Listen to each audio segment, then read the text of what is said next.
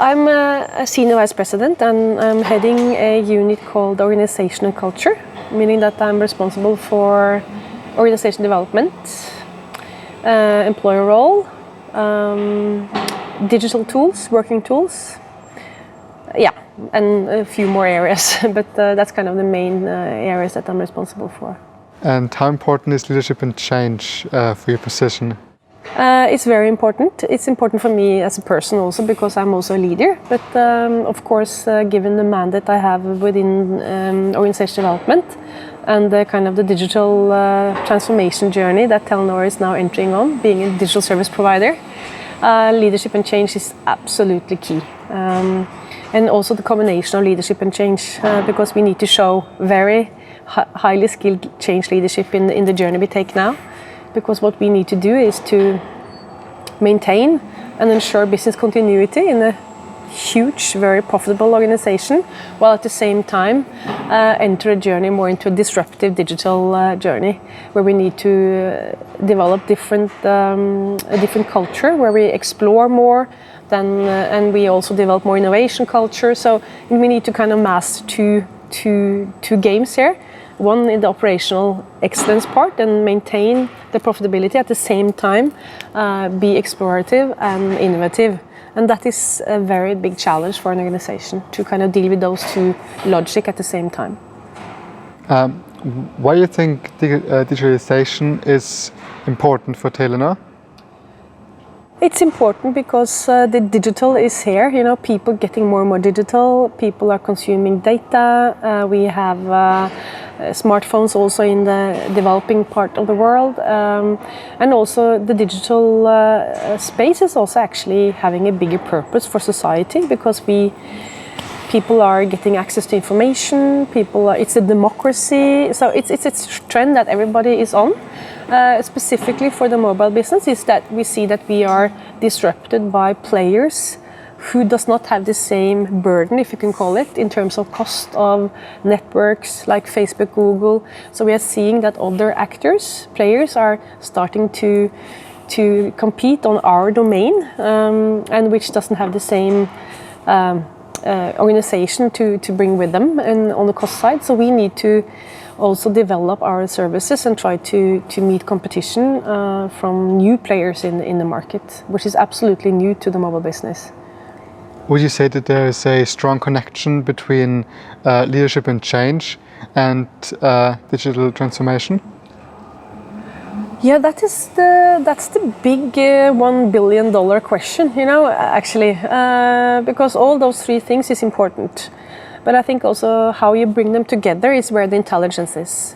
Because in the existing mobile business, we do change and leadership also there. And also partly transformation, actually. However, what is interesting with the digital part is that from an organization development point of view and the leadership point of view, we need to have organizations and leaders who are able to develop a completely new way of working. So we cannot in the same way leverage the strength that we already have, because we also need to develop something completely new. And in that sense, digital becomes disruptive because the demand on the new way of working is so big compared to what we do. So, and that is where the change and the leadership comes in, because we rely on that we're able to take that journey without jeopardizing the existing business and also continue to develop a new business, which is a completely new business. So in that sense, digital is important for us. If you look at the term digital, you can say that there's a lot of companies now saying that they're doing digital transformations. And what is actually digital? Is it that is this digital? Or is it something completely more different? And I think that is not the key point here, whether you call digital this or something completely different. It's more that you actually are in a setting where the existing business models, the existing culture, the existing capabilities is put under pressure because we need to, in a more fast-paced way, develop capabilities we don't have today. So digital for me is also about pace and rate of change in that sense, which is a little bit more increased now, maybe than we have seen from previous technological kind of driven changes. And what is your most memorable moment of struggle with change and leadership here at Telenor or during your earlier times? Yeah, that is an interesting question because as a big, very complex organization in a dynamic market, because mobile business is one of maybe the more competitive markets, businesses to be in, change is not new to Telenor. We are very good at change, and that's maybe one of the key success factors we see now. So we have taken kind of S-curve changes before, going from mobile to from fixed to mobile, and now going from mobile to digital business. So I believe that Telenor as a company has a legacy and a history being able to take those S-curve changes. So we're pretty good at change, and even also maybe transformation. So it's more to mobilize that kind of ingrained ability to take new journeys, where we need to do now, because we cannot kind of hire new people. We need to bring the people we have already on board, and I think that when I really are getting kind of my goosebumps up is where I see leaders who are afraid, who doesn't have much self-confidence, they don't think they're good at change, really prosper because we do a little bit of hand-holding and do some little bit of training. So I think that if you can take away the myth about that people are born change leaders, well, very few are born change leaders, but we can be trained to be change leaders. And where you see people who are really suffering under kind of the pressure of doing all this, for people felt like not very good stuff, because you need to downsize people, for example, or you need to do other not very popular stuff. And people feeling confident in that situation and doing it in a sustainable way with mindfulness people, that is where change excellence really lies, I see. So where we can do these very big things, which is not necessarily positive for people, in a sustainable way, and also keep in mindfulness of people, that is where we do change excellence, actually. If I'm going to do a little bit of my personal experience, is that I think I share this with all leaders, is that having the difficult conversation with people, for example, in downsizing situations or where people have low performance, is never a very good situation to be in, and I hate it. That is where I can really not sleep at night, and sometimes I need people to help me and support me on that. But what I also see that is that when we are able to be open and also be vulnerable in terms of all these things which we all find difficult, we have a much better starting point, because then we actually can take help from each other. So what I see is that what I really benefit from is that I have some peer coaches in these situations, and where I'm confident enough to say that I don't like this, I hate this, can you please help me and analyze the situation. So change is a difficult situation because it is a lot of blame and not very good feelings around it, and you can feel very stupid, to be honest, and feel uncomfortable, and that is why we need to help each other and be grown-ups and say that I don't like it. I think if people are starting to be more open and honest about change and how we need to drive change and how uncomfortable it is, I think we can get a much better position to really do it in a sustainable way. So that is where my feeling is that where I need to do these difficult conversations, I hate, and I will probably continue to hate them for the rest of my life. When did you learn the most about leadership and change, during your studies or more during your time at Telenor? Oh, that's in practice, yes. I think I had a good starting point. I think that it was very theoretical for me when I went through school or from my university studies. It gave me a good basis, but it's in real life that you really can practice and elevate your intelligence, because and I think one of the key things that you actually could take away from school and from university is that there's different perspectives on things. So you can apply different lenses, and if you take that learning with you into practical life, you're much better positioned to do a good leadership job, because people are different. When I sit and talk to you now, and if I was going to have a difficult conversation with you right now, you would show resistance. So the intelligence that I can put into understanding why is he resisting this, And we know there's 3 reasons for resistance, and that's based in psychology.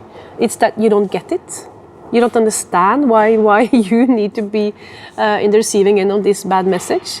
You don't like it, of course, because emotions are there, you don't like it. And thirdly, maybe you don't like me, so you don't have confidence in me as your leader. And if I'm able to understand the sources of resistance in you, and how I as a manager can mitigate and respond to different sources, then I'm also better positioned to bring you forward into this journey together with me. What would be your top suggestion for a current student? What should he or she focus on or try to achieve during the next year? I think that will need to bring the kind of the analytical mindset, because I think that theories and perspectives and frameworks, there's trillions, quadrillions of different perspectives and frameworks. You can just Google, if you Google change management, you get 150 million hits or something. So the point is that making change management, change leadership complex is not, it's not difficult. It's making it practical without oversimplifying it, which is kind of the key. I think that if you can bring with you the perspectives, the knowledge, the understanding that there are different reasons why people are responding to different situations, and explore those sources, I think you can have a much better position to do a good job in reality, in the practical life. So what I would like to give back to students now is to really utilize the ability to be trained in different lenses to put on the same problem, because I think that is where the real value is, and then that is where the intelligence comes. And is there something that you would have liked to change when you look back now, during your early years? Something that you regret not doing? Well, I regret that I didn't start business school instead of doing sociology, but in the bigger picture, maybe that was the right route for me. But I think really, honestly, I don't regret anything in life. Why come to Telenor? Oh yeah, that's we are one of the largest mobile operators in the world. We have 200 million customers throughout the world. We are a very profitable and successful company. We are firmly based in the kind of Nordic kind of culture in terms of empowerment, democracy, flat structure. And that is also what we see, because we have 70% of our employees in Asia. I see that is really what they value highly, that we have this different way of thinking. When you are here, you don't necessarily think so much about it. But when you come out, you see it very clearly that there's a culture in Telenor which is pretty unique compared to other mobile operators. I think that students who are looking into going into a career in mobile or in the international business can find a lot of learning and development opportunities in Telenor. There's a very high-paced and dynamic business, so that if you like change, this is the right place to be. People here have their jobs maximum for 2 to 3 years, and then they move on. So there's a lot of dynamics and a lot of competition that also drives customer centricity. And we also are a global company who has kept some of the more small company thinking, which is a good thing, because that is also making us less and more flexible and less kind of rigid. So I think it's a great laboratory for learning, a very dynamic business.